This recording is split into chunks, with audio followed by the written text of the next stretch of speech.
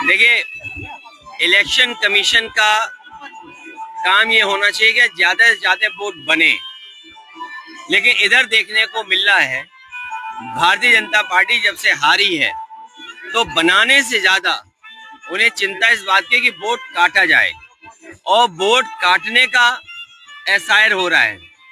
ये एसआईआर से बड़ी संख्या में लोगों के वोट काटे जाएंगे। इस पूरे एक्सरसाइज को अगर आधार के माध्यम से किया जाता तो शायद लोगों को इतना भटकना ना पड़ता, कागज न ढूंढने पड़ते, क्योंकि आधार में जो कुछ डॉक्यूमेंटेशन है वो सरकार ने ही ली है, और सरकार ने ही हाथों के अंगूठे उंगलियों के प्रिंट लिए हैं, आंखों का प्रिंट लिया है। तो आधार को ही ये गलत मान रहे हैं, आधार को ही अपना आधार नहीं मान रहे हैं, इसीलिए लोगों को इतनी परेशानी तकलीफ हो रही है। इलेक्शन कमीशन वोट बढ़वाए, वोट कटवाए ना। और बाबा साहब भीमराव अम्बेडकर जी को हम लोग याद कर रहे हैं। उन्होंने जो संविधान दिया, वो संविधान की किताब हमारी किस्मत की किताब है। संविधान हमें सम्मान दिलाता है, संविधान हमें हक दिलाता है। बाबा साहब भीमराव अम्बेडकर जी का संविधान जिसने हमें रास्ता दिखाया सबको एक साथ लेकर के चलने का। लेकिन इधर देख रहे हैं कि कुछ लोग अगर संविधान ना होता तो न जाने कैसा व्यवहार करते। उनका व्यवहार हम लोगों ने समय समय पर देखा है, चाहे वो मध्य प्रदेश की जो घटना रही हो, जहां पर किस तरीके से पीडीएस समाज के लोगों को क्या पिला दिया गया, क्या उन्हें फेस करना पड़ गया। इसी तरह सुप्रीम कोर्ट में भी जूता फेंका गया, और तमाम घटनाएं प्रदेश देश में सुनने को मिलती हैं, माता बहनों के साथ घटनाएं सुनने को मिलती हैं। ये संविधान है, वही हमारी रक्षा करता है। ये संविधान हमारा न केवल न्याय दिलाता है बल्कि हमारा रक्षा करने का काम करता है। संविधान बाबा साहब भीमराव अम्बेडकर जी का हमारे लिए संजीवनी है। इसको बचाना, लोकतंत्र को बचाना होगा। जितना संविधान पे सरकार अच्छा चलेगी, संविधान को अच्छा मान करके चलेगी, उतना ही हमारा लोकतंत्र मजबूत होगा। भारत के दौरे पर पुतिन आए, लेकिन जो एलओपी है कि केंद्र में जो विपक्षी नेता होते हैं उनको बुलाया जाता है, राहुल गांधी को नहीं बुलाया गया, क्या लगता है इस पर क्या? अगर उन्हें नहीं बुलाया गया तो नहीं जाना चाहिए उन्हें। अगर कोई नहीं बुलाता है तो नहीं जाना चाहिए। मतलब बुलाया जाता है, पहले से भी होता है, अगर कोई प्रधानमंत्री या राष्ट्रपति आते हैं। नहीं, ये सरकार तय करती है किसको बुलाना है। सरकार और राष्ट्रपति, मान लीजिए राष्ट्रपति जी का खाना है तो राष्ट्रपति जी तय करेंगे कि किसको बुलाना है, और अगर सरकार का कार्यक्रम है तो सरकार तय करती है किसको बुलाना है।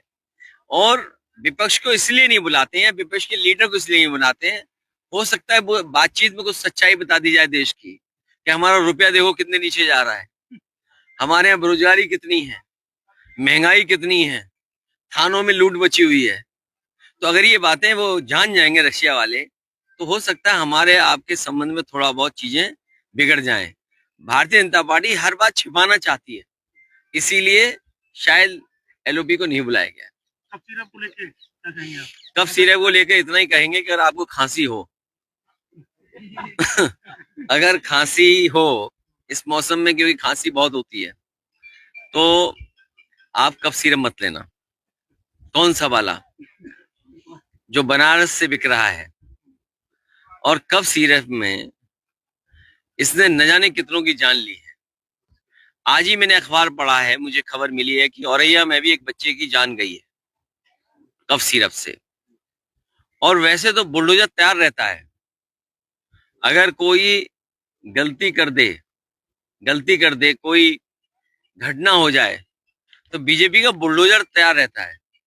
इधर जाने कितनों की जान चली गई, जाने कितने लोगों पे आरोप लग रहे हैं। बुलडोजर का पता ही नहीं बुलडोजर है कहाँ, बुलडोजर का ड्राइवर भाग गया, कि बुलडोजर की चाबी खो गई, बुलडोजर का ही नहीं पता। आप सोचिए बच्चों की जान जा रही हो, और अभी तक तो हम लोग सोच रहे थे कि 100 करोड़ का घोटाला है।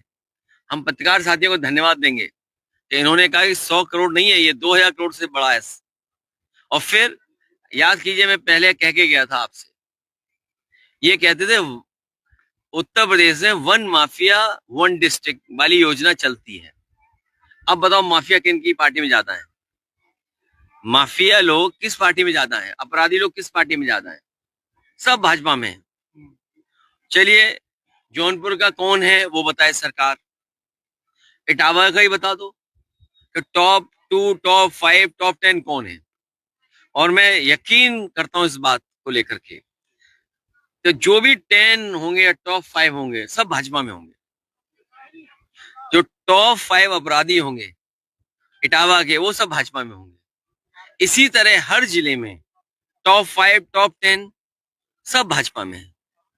ये जो कफ सीरत के भी माफिया है सब भाजपा की। और ये जो एसटीएफ काम कर रही है, एसटीएफ प्रिय संगठन है मुख्यमंत्री जी का, सरकार का सबसे प्रिय संगठन है एसटीएफ, क्योंकि उसमें जहां के पकड़े जा रहे हैं उसी जिले के एसटीएफ में है सब। ये पता है आपको? एसटीएफ में जो लोग हैं उसी जिले के हैं सब। और अभी तो केवल खांसी का, कफ सिरप का मामला आया है, सुना है बड़े पैमाने पे गाड़ियां खरीदी गई हैं। अब 3 शोरूम बताए जा रहे हैं, तीनों शोरूम ने मना कर दिया कि अब सूची नहीं देंगे। एक लखनऊ का शोरूम, एक बनारस का शोरूम और एक आपका जौनपुर का शोरूम। अब बता ही नहीं रहा कि कितनी फॉर्च्यूनर ली गई हैं। फॉर्च्यूनर हैं, बुलेट प्रूफ गाड़ियां हैं। कोई बता रहा था कि आपको नहीं पता है, जानकारी नहीं है, कई बुलेट प्रूफ गाड़ियां हैं। बताइए, बुलेट प्रूफ गाड़ी नहीं खरीद सकते हैं आप, लेकिन बुलेट प्रूफ गाड़ियां हैं लोगों के पास। अब बताइए केस को कहें हम। 27 का चुनाव मिलकर लड़ेंगे गठबंधन। देखिए, 27 के चुनाव में जनता ने मन बना लिया है कि भाजपा को हटाएंगे, और उसमें प्रेस के लोग भी शामिल हैं, ये भी चाहते हैं भाजपा हटे। ये हमारा जो गठबंधन है, जो पहले से गठबंधन है, वो गठबंधन चलता रहेगा।